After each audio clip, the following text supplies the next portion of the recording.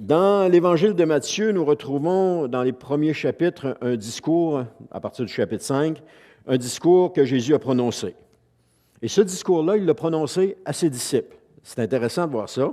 Et c'est dans Matthieu chapitre 5, les versets 1 à 2, qui nous disent « Jésus, voyant ces foules, monta sur une colline. Il s'assit, ses disciples se rassemblèrent autour de lui, et il se mit à les enseigner. » On voit ici que Jésus enseigne ses disciples. Certains ont avancé que Jésus avait une voix qui portait outre mesure la voix humaine. Parce que certains ont pensé qu'il enseignait les foules. Ou encore que les rochers, je l'ai même entendu celle-là, que les rochers permettaient à la voix de frapper les rochers, de rebondir puis de venir pour que toutes les gens puissent entendre. Il est assis, là, n'oubliez pas ça.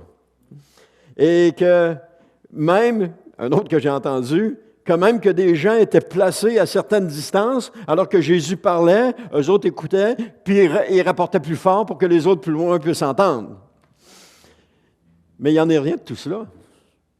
Parce que le passage nous dit clairement que Jésus a vu les foules, on le voit là, il a vu les foules, il est monté sur une montagne, il s'est assis, et que ses disciples se sont rassemblés autour de lui, et qu'il s'est mis à les enseigner. Enseigner qui? Les disciples. Jésus nous enseigne lorsqu'on est près de lui, autour de lui. Et c'est le même principe, l'enseignement est toujours lorsqu'on est près de quelqu'un. Alors si nous appliquons ce passage à nous aujourd'hui, voici ce que ça donne. Que Jésus encore aujourd'hui voit les foules. Il voit les foules, il les voit. Il se rend, qu'il se rend, et nous le suivons dans un endroit à part pour recevoir son enseignement. Ça peut être dans un bâtiment où l'Église se rassemble, ça peut être dans une maison où l'Église se rassemble, ça peut être à quelque endroit que ce soit. Jésus se rend dans cet endroit, il s'assoit et nous nous assoyons aussi. Et alors que nous sommes rassemblés autour de lui, il se met à nous enseigner, à nous qui sommes ses disciples. Parce que cet enseignement de Jésus, dans Matthieu 5 jusqu'au chapitre 7, du chapitre 5 au chapitre 7, cet enseignement de Jésus est pour tous les disciples à travers le monde.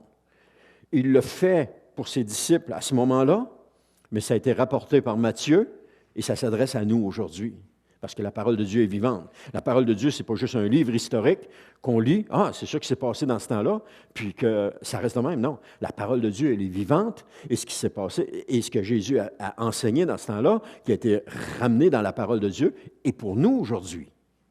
Il faut avoir cette certitude-là, que Jésus nous enseigne pour nous aujourd'hui. Alors, cet enseignement pour les disciples à travers les âges, c'est qui les disciples? C'est tous ceux qui sont nés de nouveau.